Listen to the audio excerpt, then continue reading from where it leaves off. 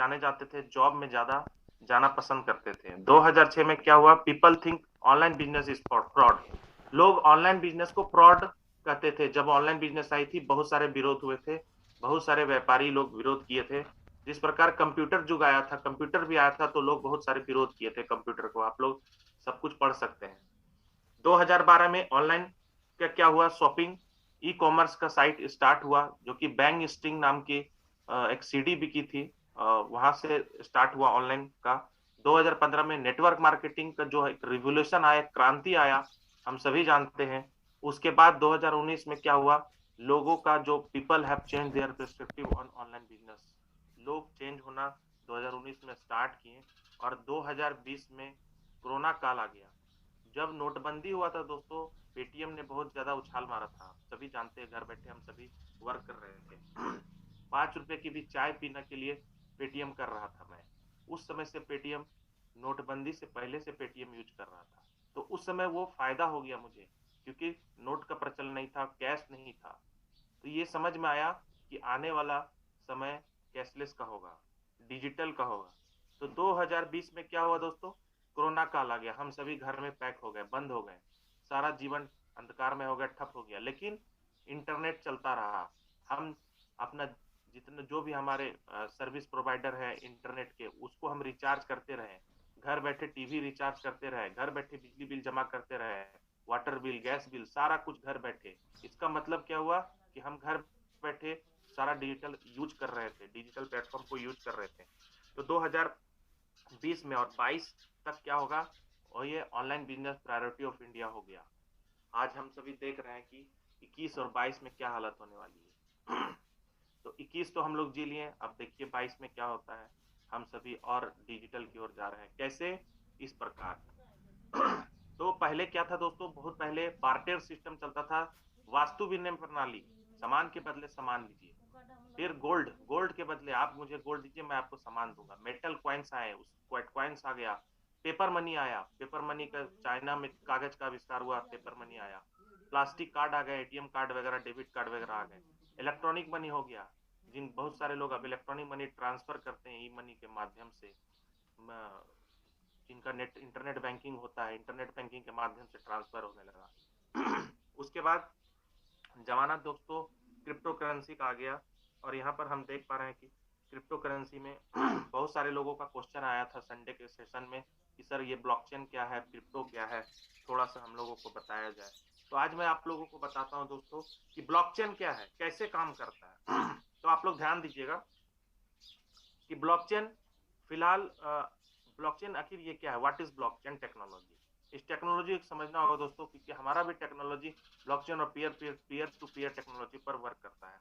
तो बिटकॉइन बहुत सुर्खियों में रहा इसके कारण, ब्लॉकचेन के कारण।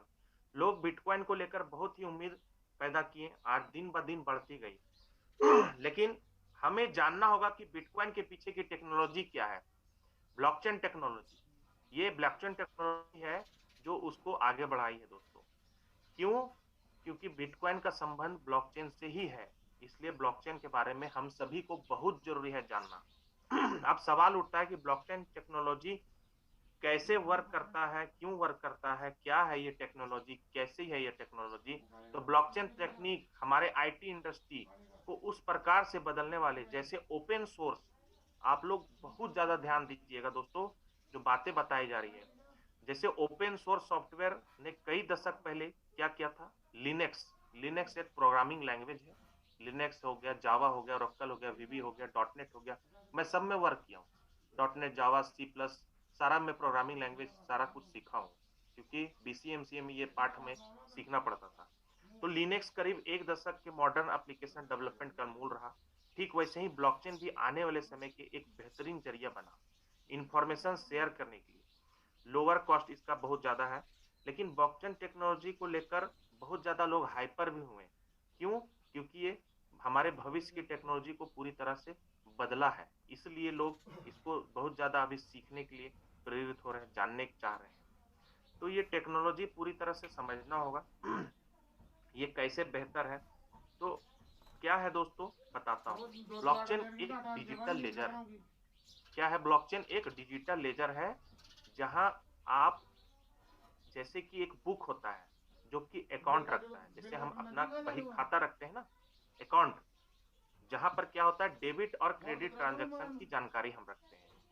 वो बुक जहां ओरिजिनली एंट्री होता है, यूं कहे कि ओरिजिनल बुक से एंट्री इस लेजर को अपडेट होते हैं।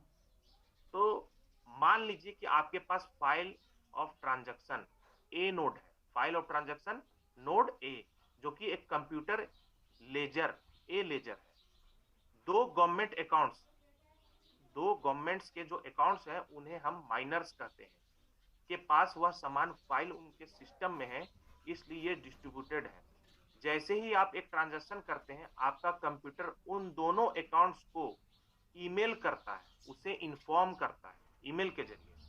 हर एक अकाउंट जल्द से जल्द सबसे पहले चेक करना चाहता है कि इसे अफोर्ड कर सकते हैं या नहीं, और इसके बदले उन्हें सैलरी जो कि बिटकॉइन मिल सकती है या नहीं। अब इन दोनों में चेक करता है कि आखिरकार वैलिडेट कर रिप्लाई ऑल प्रेस करता है, वहीं इसके साथ लॉजिक को भी अटैच कर देता है। उस ट्रांजैक्शन को वेरीफाई करने के लिए उसे प्रूफ ऑफ वर्क कहा जाता है। यदि दूसरा अकाउंट भी एग्री हो जाता है और फाइल ऑफ ट्रांजैक्शन को अपडेट कर देते हैं, इसे पूरे प्रोसेस कॉन्सेप्ट को ब्लॉकचेन टेक्नोलॉजी कहा जाता है दोस्तों। ब्लॉकचेन एक ऐसा इनक्रप्टेबल डिजिटल लेजर ऑफ ट्रांजैक्शन है जिसे कि प्रोग्राम किया जाता है वर्चुअली सभी चीजों को रिकॉर्ड करने के लिए। सभी लिस्ट ऑफ रिकॉर्ड की जा सकती है ब्लॉकचेन में होते हैं, उन्हें ब्लॉक कहा जाता है। इसलिए ब्लॉकचेन हमेशा कंटिन्यूअसली ग्रोइंग लिस्ट पर रिकॉर्ड है जो कि लिंक्ड और सिक्योर्ड होता है। तो अब बात आती है किसने इन्वेंट किया, किसने आविष्कार किया। ब्लॉकचेन टेक्नोलॉजी को इन्वेंट संतोशी नाकामोटो ने सन 2008 में किया था, ताकि वो इसे क्रिप्टो करेंसी बिटकॉइन में उसे पब्लिक ट्रांजैक्शन लेजर के हिसाब से कर दे। ये सब करने के पीछे संतोशी नाकामोटो का क्या उद्देश्य था, वो एक decentralise bitcoin ledger the blockchain बनाना चाहते थे, जो कि लोगों को उनके पैसे को कंट्रोल करने के क्षमता दे, जिससे कि कोई भी थर्ड पार्टी या गवर्नमेंट का इन पैसों में एक्सेस या मॉनिटर नहीं कर सके। तो आप समझ गए होंगे कि ये किसी भी गवर्नमेंट के अधीन नहीं, डिसेंट्रलाइज, हमारा पैसा है और कोई गवर्नमेंट उसको हैंडल करेगा, हमारा पैसा कोई और मॉनिटर करेगा, नहीं दोस्तों, कतई नहीं। तो ये बिटकॉइन एक क्रिएटर है जो कि संतोशी नाका ने अचानक ही गायब हो गए थे 2011 में। उनके पीछे ओपन सोर्स सॉफ्टवेयर को छोड़ जाते हैं जिसे बिटकॉइन यूजर इस्तेमाल कर रहे हैं और अपडेट और इंप्रूव भी कर रहे हैं। नए नए टेक्नोलॉजी आ रही है, अभी ग्रीन टेक्नोलॉजी आ रहा है, क्योंकि ब्लॉकचेन माइनिंग में क्या होता है, बहुत ज्यादा ऊर्जा की आवश्यकता होती है, बहुत ज्यादा कोयले की खपत होती है। तो आप लोग ये चीज जानते होंगे, नहीं जानते हैं तो मैं बता रहा हूँ, बहुत ज्यादा। तो इस पर गवर्नमेंट इसलिए रोक लगाना चाहती थी। लेकिन अभी ग्रीन टेक्नोलॉजी के प्रोजेक्ट आ रहे हैं जिसमें कोई कोयला, कोई ऊर्जा की खपत नहीं होगी, कोई बिजली की खपत नहीं होगी। तो बहुत सारे लोग, टेक्नोलॉजी चेंज हो रहा है दोस्तों, तो हमें समय को पकड़ना होगा। तो ब्लॉकचेन क्या है, ब्लॉकचेन टेक्नोलॉजी को हम सभी जाने। ब्लॉकचेन टेक्नोलॉजी के विषय में जानते तो हम लोग हैं बहुत कुछ, लेकिन आज क्लियर हो रहा होगा। तो ब्लॉकचेन टेक्नोलॉजी को पब्लिक एग्जिस्ट करने की कोई जरूरत नहीं है, ये प्राइवेटली भी एग्जिट कर सकते हैं, जहां नोड्स केवल सिंपली पॉइंट्स होंगे, जिसे एक प्राइवेट नेटवर्क और ब्लॉकचेन एक डिस्ट्रीब्यूटेड लेजर की तरह काम करेगा। ये सब फायदे हैं दोस्तों ब्लॉकचेन के। ब्लॉकचेन कितना सिक्योर है इसको जान लीजिए, उसके बाद हम नेक्स्ट चलते हैं। जैसे इंटरनेट में कोई भी चीज सिक्योर नहीं होता है, इंटरनेट में कोई भी चीज सिक्योर नहीं होता है। कहा गया है विज्ञान अभिशाप है और वरदान भी, हम कैसे यूज करते हैं। प्लेन से भी जाते हैं ना, तो प्लेन क्रैश भी करता है, रिस्क हर जगह होता है। तो दोस्तों ब्लॉकचेन टेक्नोलॉजी की बात करें तो ब्लॉकचेन की तुलना में बहुत हद अनचेकेबल होता है। ब्लॉकचेन में कोई भी ट्रांजैक्शन करने के लिए पूरे नेटवर्क के सभी नोड्स को एग्री होना पड़ता है, इस बात पर ध्यान दीजिए, तभी जाकर ट्रांजैक्शन वैलिड होता है। यहाँ सिंगल एंटिटी या नहीं कह सकते कि ट्रांजैक्शन हुआ या नहीं। इसमें हैक करने के लिए बैंक को, जैसे बैंक हो गया, तो बैंक में क्या होता है, एक सिस्टम होता है, तो एक सिस्टम को हैक करने से बैंक का सारा हैक हो जाएगा। लेकिन यही चीज उल्टा हम देखते हैं ब्लॉकचेन में, उसके सारे अलग अलग नोड्स होते हैं, तो पूरे नेटवर्क में स्थित सभी नेटवर्क को हैक करना होगा, इसलिए हैकिंग इतनी आसान नहीं है इस टेक्नोलॉजी में, ब्लॉकचेन टेक्नोलॉजी में नामुमकिन है दोस्तों। तो सभी ब्लॉकचेन की कंप्यूटिंग सोर्स बहुत ही ट्रिमेंडियस, बहुत ही ज्यादा, क्योंकि एक कंप्यूटर नहीं बल्कि नेटवर्क के बहुत सारे कंप्यूटर जुड़े होते हैं।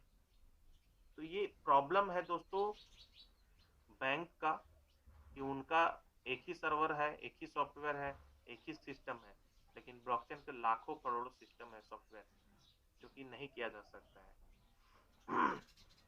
तो बिटकॉइन जैसे ब्लॉकचेन के लिए ईमेल वैसे ही इंटरनेट के लिए था। 1990 में टीसीपी आईपी टीसीपी ये सब प्रोटोकॉल है दोस्तों, टीसीपी आईपी और एचटीटीपी। तो ये नेटिव स्टेज में था। ईमेल तब एक बहुत बड़ा पहल मेजर एप्लीकेशन था, लेकिन बाद में एप्लीकेशन जैसे वेब ब्राउजर, वेबसाइट तब पॉपुलर बन गया। तो इसमें बहुत कुछ है। इंटरनेट टेक्नोलॉजी, ब्लॉकचेन टेक्नोलॉजी, ये भी अलग अलग है। ये अलग अलग टेक्नोलॉजी जो समय समय पर अपने आप रेवोल्यूशन आई। अब नेक्स्ट चलते हैं। समझता हूँ कि आप लोग इस आर्टिकल से आप लोग बहुत कुछ जानते होंगे कि हमारा फोन क्या है, कैश मशीन है, हमें किस प्रकार यूज करना है। हम उसको रात दिन फेसबुक, इंस्टाग्राम में पोस्ट शेयर में, अभी बहुत सारे लोग सिर्फ और सिर्फ स्टेटस और शॉर्ट्स बनाने में व्यस्त है। आप देखते होंगे कि जब भी खोलते हैं तो कुछ वीडियो वगैरह लोग बनाने में, उसी में व्यस्त है और उसी से खुश है, लेकिन टेक्नोलॉजी को सही तरीके से यूज नहीं कर रहे। आज के युवा पीढ़ी सिर्फ और सिर्फ वीडियो स्टेटस बनाने में परेशान है। यूट्यूब में आप देखेंगे, मैं कड़े शब्दों से उन सभी निंदा करता हूं ऐसे यूट्यूबर का जो सिर्फ और सिर्फ पैसे कमाने के मकसद से गलत इंफॉर्मेशन पार्लियामेंट के बारे में डाल रहे हैं। उनके पास नॉलेज की कमी है। उनको ये उनके लोग पीछे वो हास्यास्पद बन रहे हैं, वो गलत कर रहे हैं। उन्हें ओरिजिनल सही जानकारी देना चाहिए। बहुत सारे लोगों का कॉल मुझे परसों भी आया, सर देखिए नहीं यूट्यूब में ऐसा ऐसा लिंक डाल रहे हैं लोग, मेरी टीम खराब हो रही है। आपको खराब होने की जरूरत नहीं है दोस्तों, आप सेलेक्टेड लोगों का ही यूट्यूब देखें। आप हमारे विक्ट्री स्कूल का चैनल है उसको देखें, तो यहाँ पर आपको कभी भी गलत जानकारी नहीं मिलेगी।